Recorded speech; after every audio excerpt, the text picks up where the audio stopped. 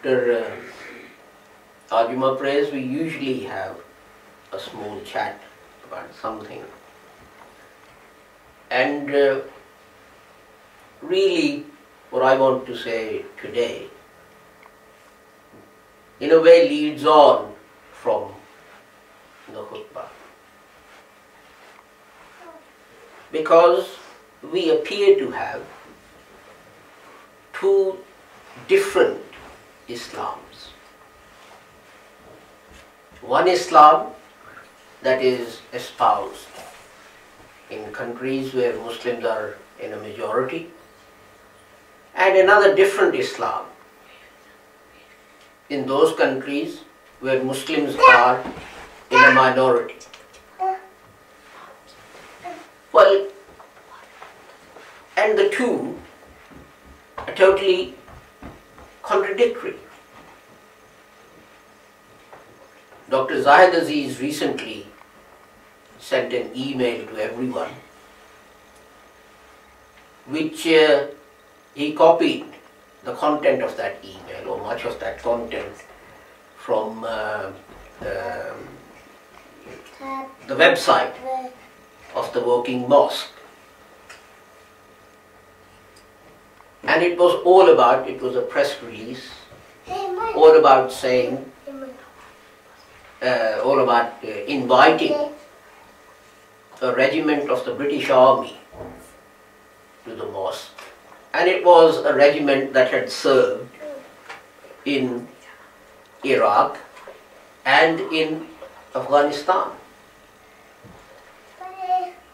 Now, nowhere on that website did we find a critique of what the British soldiers, or some of them, did, for example, in Iraq, or the Americans, for that matter. They were welcomed and entertained, and so on and so forth. And our question that was raised by Dr. Zahid Aziz in his email is this: if a British soldier had stood up and asked you, what is jihad? What answer would the Imam of Woking Mosque have given? What answer would his congregation, members of his congregation, give it? They drove us out of Woking, saying that we are not Muslims, and this is a mosque, and Muslims will run it. But you are now preaching and propagating without the least embarrassment. Without the least embarrassment, you are now preaching and propagating what we said. We said jihad does not mean that you take the sword and you kill someone. Jihad does not mean that innocent non-Muslims are slaughtered in the name of religion. And you said Hazrat Masih Maud is a kafir because he said that. And in fact, the interesting thing is that even at that time, letters from Sunni Maulvis came to light, in which they had professed their complete loyalty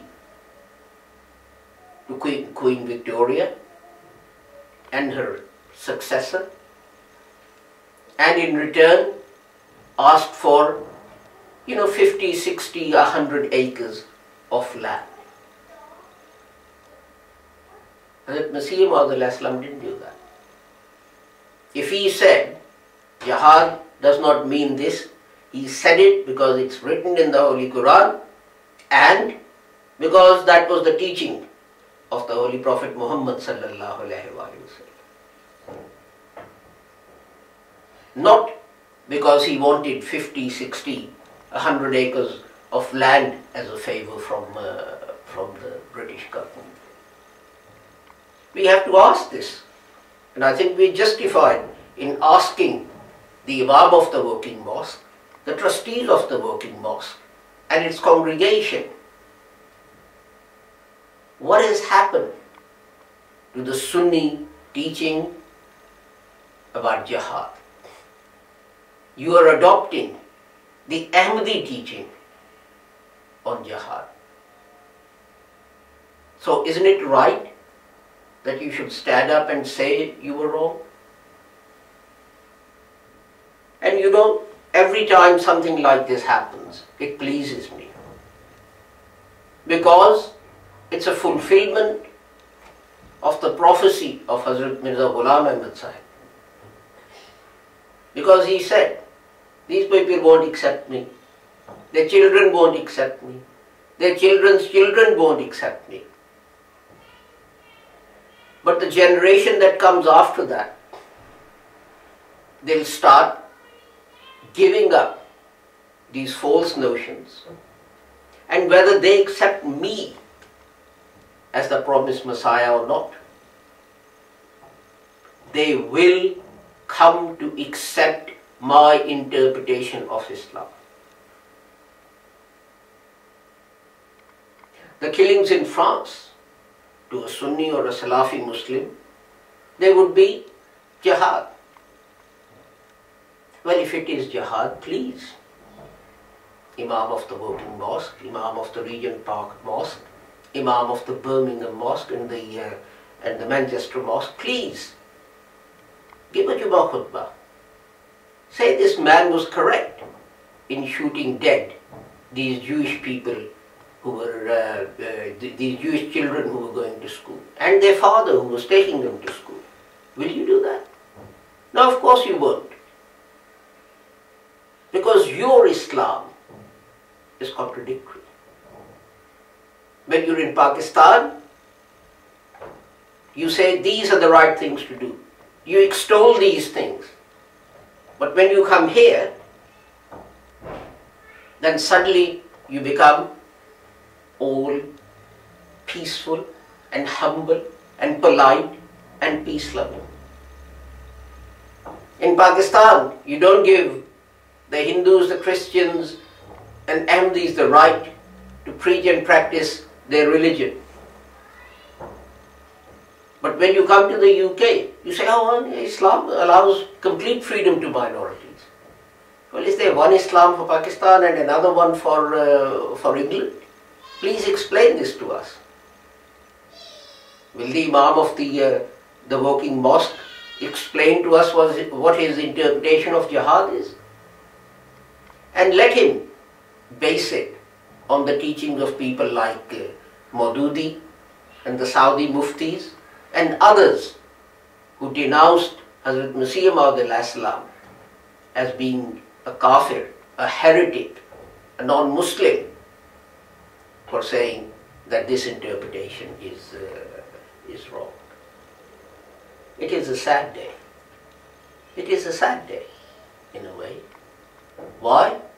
Because the Holy Prophet Muhammad sallallahu alaihi wasallam, the proof of his messengership and apostleship that he presented to the people was his truth, truthfulness and honesty.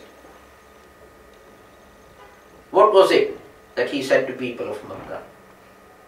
I have lived among you. Can any one of you come forward and say, I lie, I have lied, I have cheated, I have been dishonest? It was his character that he put forward as the truth of his mission and truth of Islam. Because hardly a few verses had been revealed by that time. Can the Imam of Woking Mosque do that? Will he go to Pakistan and stand up in Lal Masjid and pronounce the views that he did when the British regiment visited the Woking Mosque? Of course he didn't. Of course he didn't. And this is why Islam is in disrepute. And this is what critics of Islam say. that when these people come to these countries to take advantage of the benefits we offer, they make up stories about Islam being a liberal, a peace-loving religion where everyone has the right to protection and preaching and practicing their religion. And they say, if you want to see real Islam, go to their countries where they are in a majority and they hold the power and they rule them, and you will see the true Islam. I invite the Imam of the Woking Mosque to please explain, what is jihad? Will you do that? No, you won't.